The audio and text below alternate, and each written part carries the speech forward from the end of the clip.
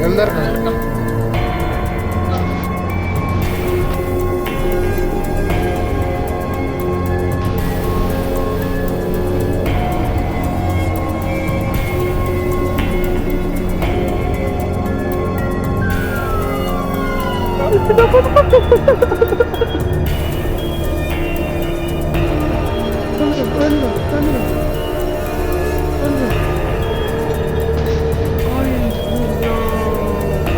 Ben içerisinde adam var.